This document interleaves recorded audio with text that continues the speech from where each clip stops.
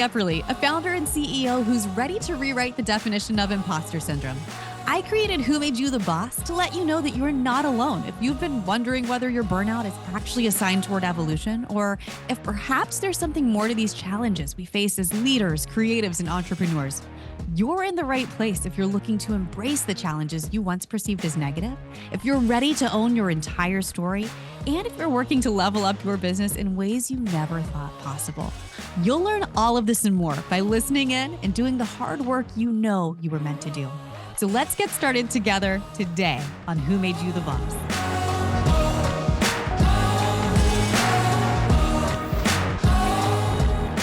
All right, welcome listeners to the final episode of season 2 of Who Made You the Boss.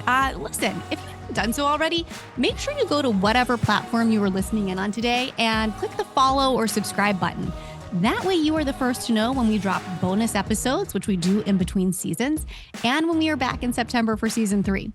Now, today we are diving in with a tried and true entrepreneur to close out season 2. And I have long admired this woman. I know you're going to get so much out of hearing from her too. We've got the fabulous Kara Goldin. She is the founder and the former CEO of Hint Inc., best known for its award-winning Hint Water, which if you haven't tried it, I recommend it. It's a favorite in our household. In today's conversation, Kara and I talk about exactly why the idea of being continuously curious has served her well as an entrepreneur. Now, I love this so much because curiosity is one of those foundational ways we can turn our professional challenges into personal wins. I've honestly even included the tip of observing our emotions like a scientist with that curiosity in the resource that I've mentioned to you guys on turning imposter syndrome into inspiration. And you can snag that over at lindsayepperly.com/resources. You'll learn from Kara today just what it means to pursue that curiosity and find out what it has taken her to not just build a brand, but guys, she built an entirely new category in the beverage market. This woman is a legend. I know you're going to get so much out of today's conversation, so let's dive right in with Kara Goldin.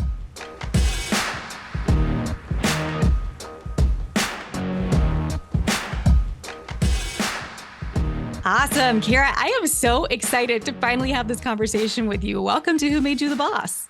Thank you. I'm very excited to be here. We love diving straight in. And I know you have been so open and honest with your story. I just finished your book, Undaunted, but I want the listeners to get a really good idea. I mean, you call yourself an accidental entrepreneur, but I do think there is that moment, right, where we kind of look ourselves in the mirror and we have to say, all right, I am taking control of my life personally, professionally. It's why we named the show Who Made You the Boss. So can you tell us more? Did you have that moment where you really knew this is what I was made for? This is what I'm going to do next? So not really. I can't actually name any specific moment. I think other than I was frustrated that this product that was helping me so much that I had made in my kitchen wasn't available at that time in stores or, online. I mean, online back in 2005 was pretty small business in terms of companies building around D2C, and especially in beverages. Nobody was doing that. But little did I know that this idea that I had for a product that was unsweetened flavored water was not just developing a new product and developing a new company. Of course, I knew that I would be embarking on that, but it was also creating an entirely new category. Yeah. And that new category, it was and still is unsweetened flavored water. And when you're developing a new category in, I think, any industry, and no one is doing this, you don't have competition, it's really hard. And it takes a long time because the consumer needs to understand what you're doing, right? And you could, talk about in the beverage industry, we call it lips to mouth, right? And people trying it. I mean, getting past the product tasting good, I mean, that's like a given. Gone are the days when you can launch a product today and it tastes terrible and it will be around, right? Like it's you have to have a great tasting product in order for consumers to actually want that. But in addition to that, when you have to educate the consumer about what you're trying to do, it's really hard. It's not impossible. It just takes a while. So that was sort of the beginning days of Hint. And, just sort of backing up even further, I had worked for entrepreneurs, not in the beverage industry. I'd worked for entrepreneurs in media and also in tech, starting my career actually not in a startup, but at Time Magazine. So that was, the only thing I've done that has not been sort of startup related. But then I went into CNN when it was in the early 90s and an early stage startup at that time, a little bit bigger than the next one that I went to, which was a little startup that was a Steve Jobs idea that was doing CD-ROM shopping. We were acquired by another startup called America Online, which was led by a gentleman named Steve Case. And so it wasn't even, there are some entrepreneurs that think I'm going to go and work for a bunch of entrepreneurs or one entrepreneur and figure out how to, start my own company. That's one way to do it. That's not what I was doing. What I was doing was actually getting really interested and absorbed by these ideas and these companies and these founders, and then deciding, gosh, if they can do it, they seem so like normal, and half the time, maybe they didn't exactly have all the answers or didn't have the roadmap, but yet they did it. So why can't I? And I think that's where I got the courage to actually go live undaunted and start Hint. That is beautiful. I feel like so many things you just said in that answer kind of resonate with who you are, what you have done when it came to building this entire category, essentially. I mean, the words I just picked up on you saying are, I was frustrated. It was a challenge. I had to do this from the ground. So all of these things that to, someone who maybe wasn't wired in the same way as you, who was built intrinsically with some curiosity and a little bit of like enjoyment of the challenge. What do you think that is about you? Is it nature? Is it nurture? Was it strategic sometimes? Like, how do you look at those problems and know, ooh, I actually want to rise to the occasion here? I don't know if it's nature or nurture. I knew that I was always a curious kid, right? I always found that I would not allow myself to stay bored for very long, that I thought if I could actually think about things that I'm interested in doing or that I'm curious about, that it created more of a fun life, I think, in many ways. And so that was for me, I was just constantly sort of searching for that. It's interesting. I was doing actually an interview. I was interviewing somebody earlier today, and we sort of talked about this, that I think that what you see in most great founders is this curiosity, but this need to actually keep looking for things that maybe nobody else has thought of, right? That they'll ask questions about, well, why couldn't it be this way? Why couldn't it be another way? I was interviewing somebody who is a founder of a company called Genius Litter. And he's developed this cat litter where when the cat goes to the bathroom, you can actually see based on a urinalysis of the different litter if they've got an infection or if there's something going on inside their system that is a little bit off. And so it actually helps you to figure out, do I have a really finicky cat? Is my cat pregnant?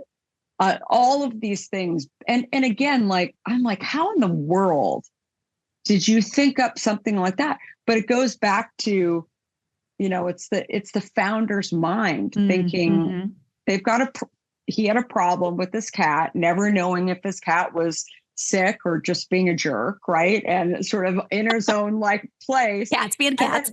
Right. And he started thinking about, well, what is it that they do at the vet to actually diagnose something like this? And is there something that I can do that is available commercially that I can go and produce a product out of it that would potentially save me money before I went to the vet.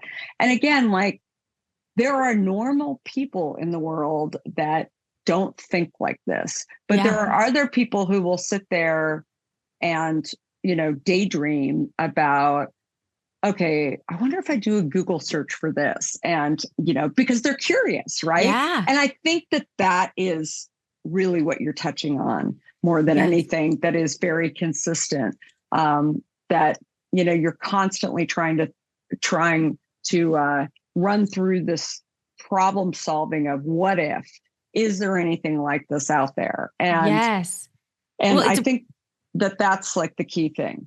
I can see that so clearly in the way you developed verticals within Hint that were to follow your curiosity, right? Like your whole story of getting precancerous skin cancer and starting understanding what was in sunscreens available and saying, do I actually want to trade my skin cancer for brain cancer because I'm using this type of substance that could be, so to be able to ask those questions and then create a solution from that, which of course works in a totally different world. I own a travel agency, and so we're very service-based. So it's always very interesting to me to see someone who comes up with products, like tangible products, and the hurdles you essentially had to go through to bring that product to life. And we'll talk about some of those because I'm really excited to dive in. You've got some really good stories that you shared in Undaunted that I definitely want the listeners to hear. But I'm curious, whenever you are first coming to the scene, especially as a new entrepreneur, but you believe in Hint, but you even are very humble in the way that you say, I also had my own doubts, right? I had my own doubts about, was it doubts about yourself, doubts about the product? Like, what were those doubts and how did you overcome them? Well, I think when you're starting a company, like, it sounds great, right? You're like, I'm going to go and get a product on the shelf at Whole Foods. And then all of a sudden you're like, wait, how do I do that?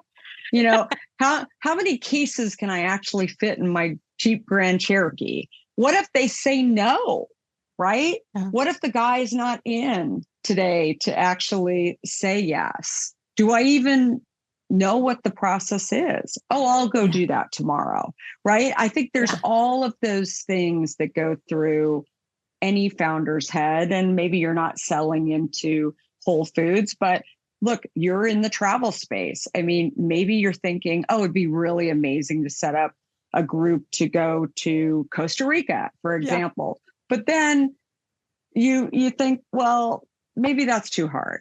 Maybe no one will want to go to Costa Rica. I doubt that's true, but like whatever it is, the gremlins, right? The gremlins start to come in and think, start to, raise havoc inside, saying like, well, maybe it's just you, right? And that is thinking of how great this would be, but then also how hard it's going to be. And then depending on who you run across, I always say that, your family and your really close friends are the worst unintentionally when you've got an idea, because they want you to be safe and happy, right? And so they're going to say, oh, it sounds so hard. Like, don't do that. Like, definitely do something easier where it's consistent. But you've got this thing inside of you that is also saying, stay curious. Go, you could build the next $1 billion product, whatever it is along the way that is, kind of yearning to get out there. But you definitely, there is a struggle that goes on with every founder that I've ever met that has a great idea and one that they want to get out there, but then just depending on who they've talked to last, there could be challenges that come up for them to actually go out and execute. And then coupled with the fact that you actually get it out there and everything goes great, and then one thing doesn't go great, suddenly like your world is rocked. So I think that is that's the story of every entrepreneur that I meet that has a great idea. They think it's a great idea, but then they get it out there. Everything seems to be going well. And then all of a sudden the ceiling falls down, right? Like it's like, and then it's magnified times 10 because everything was going great, and then it's not. So Absolutely. I think that there is definitely a challenge that exists that is, it doesn't matter what industry you're in, it's real. Yeah. Yeah. But I think it's so helpful. Honestly, this is the whole reason I wanted to start this podcast. So we're going to camp out on this topic for a little while Yeah. because it's so important that individuals, whether they're entrepreneurs or any leadership position, right? Like even just leaders of themselves or of their own home and their own family, they need to hear that from the outside looking in, the individuals they perceive as successful, oftentimes the misconception is that success is easy and success was a straightforward road. And that is not it at all. The success required a lot of navigating of obstacles. And what you just alluded to, those moments where the roof caves in, right? Where you think everything is up and to the right. I actually have a term for those moments, and I call them the monsters that save us, because they are the things that we fear the most, especially as an entrepreneur. It's always the like, what is the one thing that could just upend this business? And almost always it happens, right? So like there's that moment where you have to confront this big, scary monster that's been hiding in the closet. And ultimately, it leads us to who we are supposed to be, or it leads us to where we are supposed to be in our story. Our business magnifies because of something that we never, ever thought could have happened. And I would love for you to tell us a little bit more about, you've had so many of those obstacles. You wrote a whole book about it. Just one of those obstacles that comes to mind that you feel like in the moment you thought, how am I going to get through this? And now in retrospect, you're like, actually, that's what catapulted me. Well, it's interesting. I think that just before I jump into the story, I think like one of the things that I see is you can think of all of the things that could go wrong, and maybe it's those things that you think could go wrong are the things that are preventing you from starting. But then I always find that it's like the thing that you never thought of, that it's actually going to happen, right? That's the one that jumps in. And the rest of those things that you actually thought could happen, it's never really that bad, right? It's not that thing. It's the other thing that you just never saw coming. Yes. That's my experience, at least, that it's all the things that you were terrified of, right? That you thought, running out of money or not being able to get the product into Whole Foods or any of these, things that you thought, well, if that doesn't happen, but then it's when you're coasting along and you're building and everything's going right, and then the ceiling drops out. It has nothing to do with the product, your employees, any of those things that you worried about. It's the thing that you didn't think about, right? That ends up coming along. And so that's true. So many of these stories, but I think one of the stories that I think of as you mentioned this was Starbucks. So Starbucks is, we were so excited to get our product into Starbucks. I mean, who wouldn't be? We went into 6,000 stores nationwide, which was at that time, full distribution. It was a lot of stuff leading up to getting that distribution. That was, huge anxiety. We finally, made it happen. And in a short amount of time, I remember asking the question, like, what is success? Which any great entrepreneur, you sort of hope that the answer from the other side of the table is something that you think is maybe a bit of a stretch, but is attainable. And so you've got the goal set and you're doing everything you can to hit that goal. And one might presume that as long as you hit that goal, then everything's fine. So that was me. And it took us 6 months to actually reach what the goal was that Starbucks shared with us, which was if you're doing a bottle and a half per store per day, then you're successful. So we were doing that, took us 6 months to kind of reach that. And then within a year and a half, we were doing over 3 bottles per store per day. And so one again would say, I'm killing it. I'm doing double what they said was successful. So that's, I'm doing just fine, right? There's no way that I'm going to get an email and then a phone call that's actually telling me that I'm discontinued. How could that happen? Right? You're successful.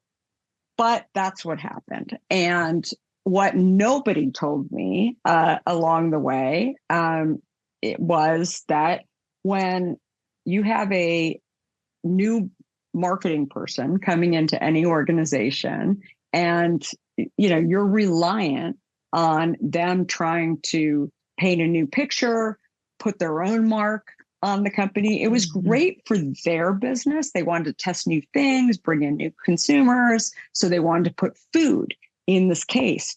In order to do that, they had to discontinue some of the beverages that were in the case. And they wanted higher margin businesses. I wasn't going to be able to change the price of my product and change the margin structure enough that it was going to, move the needle for them versus a $10 sandwich versus a $2 bottle of Hint.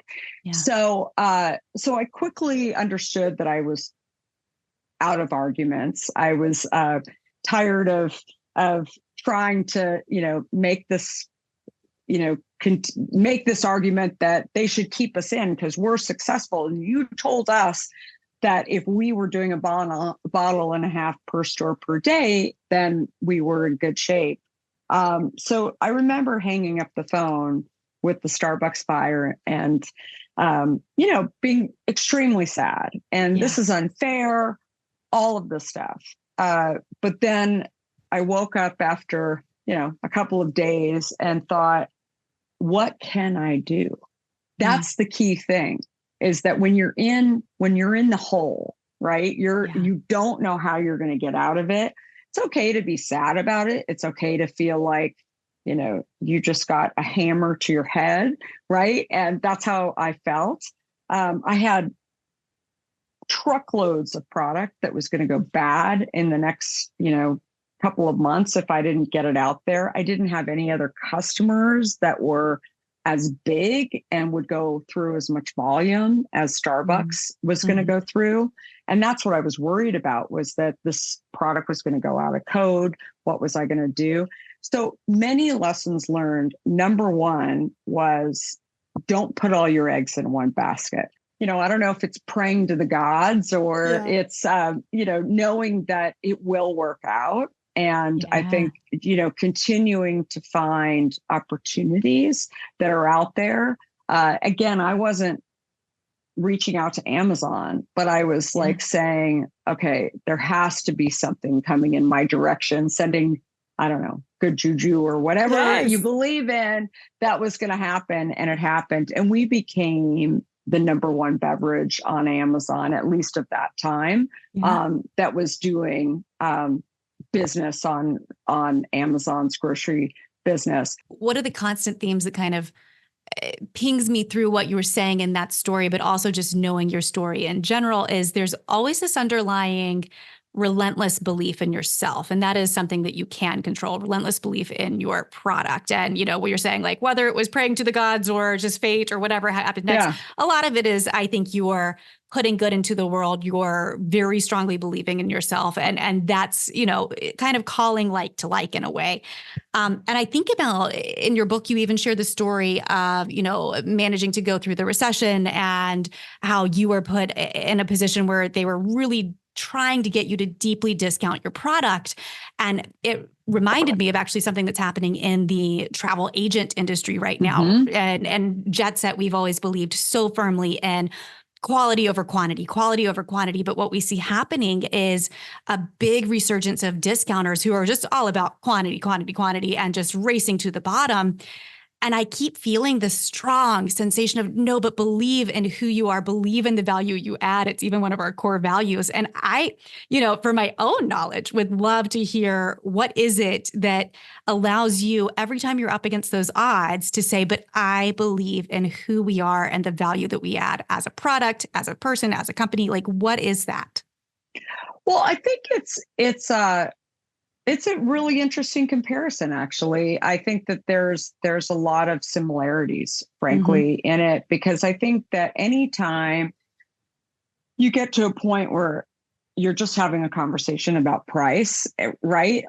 It's just you've somewhere along the way you've focused on you never start a product or a service because you want to be the lowest price. Maybe that's somewhere in your marketing materials, but it's never sort of the core of what you're doing, right? And I think if you find yourself in that place where it's just not going to make good business sense anymore, and you sort of have to take yourself back to, when you put the stakes in the ground around, why you wanted to develop the company, why you wanted the service to be, or this product to be, I think that you have to go back. And it really points to something that I totally believe in. And I think it's a life lesson too, is you have to know your walk away.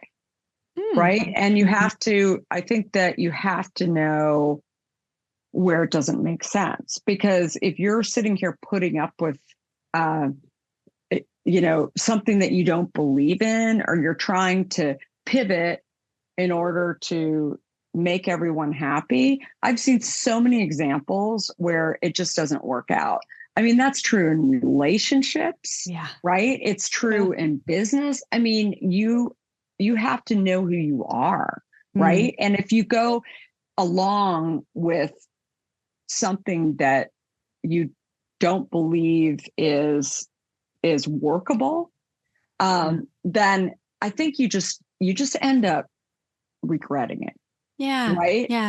And I think that that's the thing. Like, if you, what's the saying? Like, if you give an inch, you hope it doesn't go a mile. Or maybe I twisted that. Give a someone an inch, bit, they'll take a mile. Yeah. Like that. I think that that's where you sort of lead yourself. And it just never really works. Yeah. Right. Yeah. You just mentioned the word relationships, which is a big thing that I had to ask you, because talk to me about relationships. Your husband is your COO. My husband is our COO.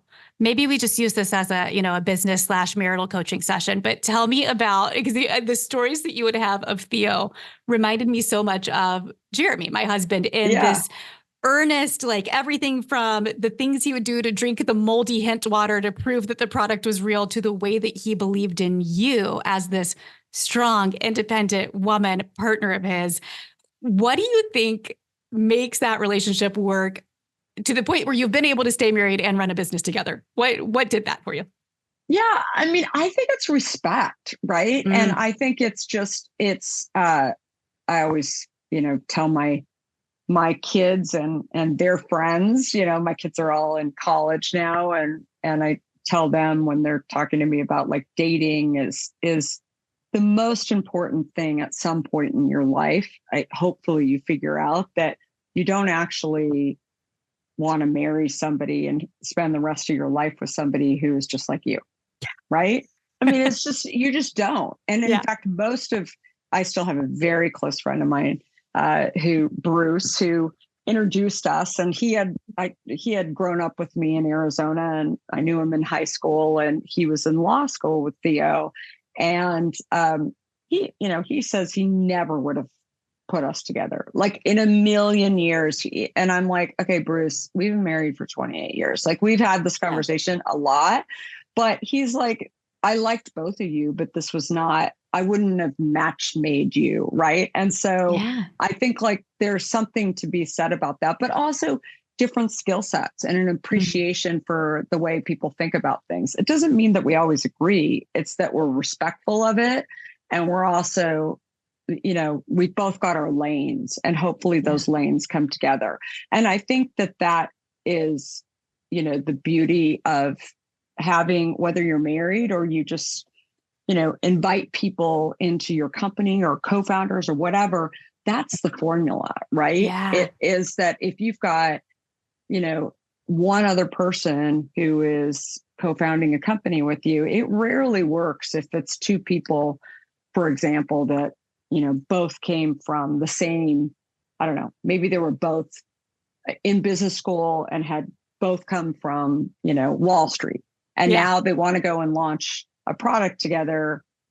It's very, I find like the success rate is, limited, but it doesn't mean it can't work, but it definitely, I find that the yin and the yang is much more probable when you've got people that, which is sort of counter to what I ever thought, right? I would think like you'd want people who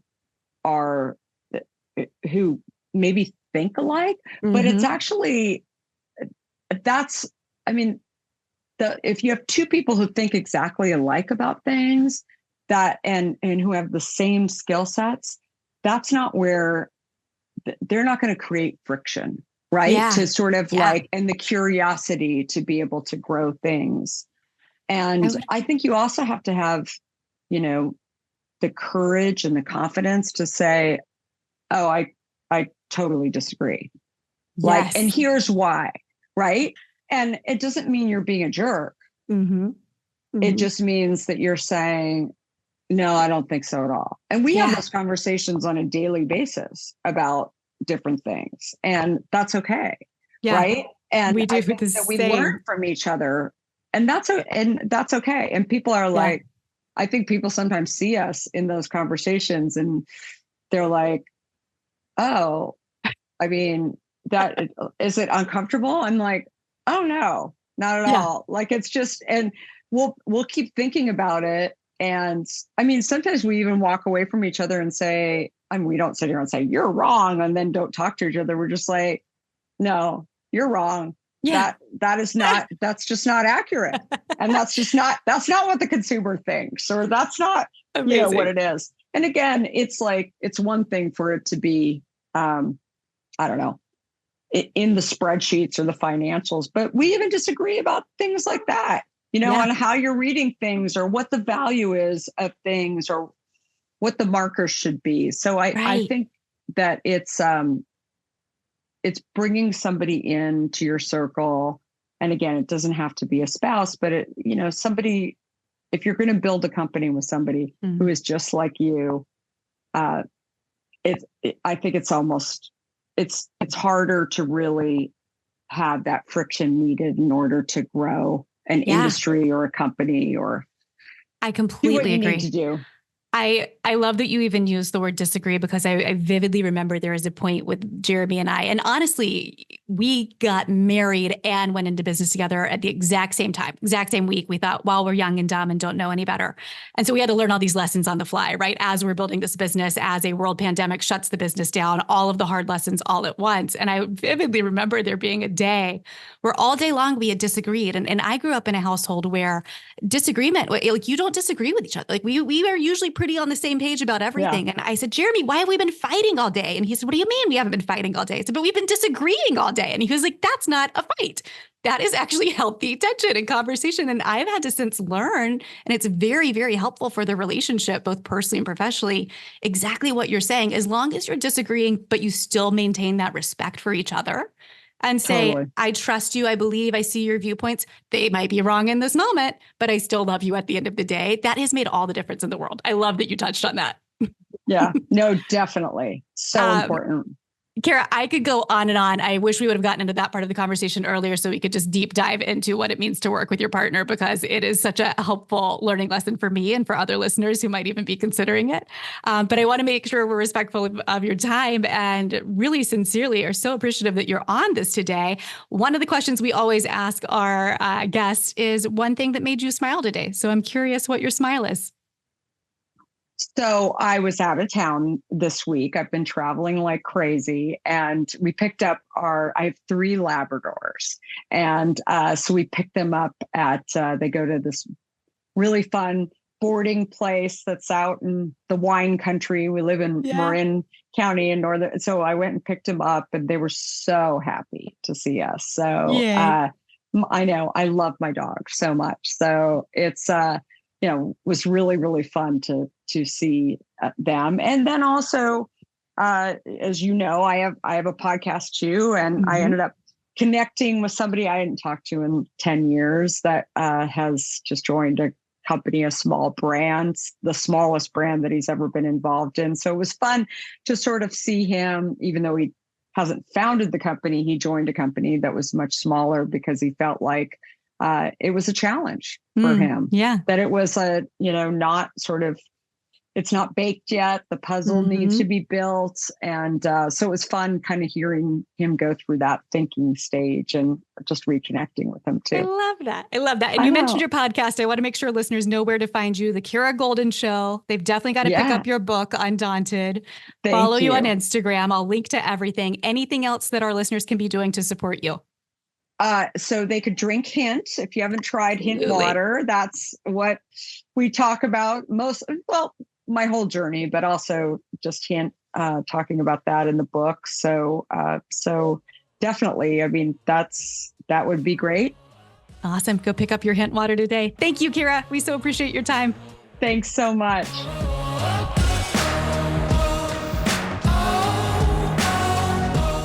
If you've gained some valuable insights from listening to Who Made You the Boss, there are 2 ways we ask our listeners to show us some love.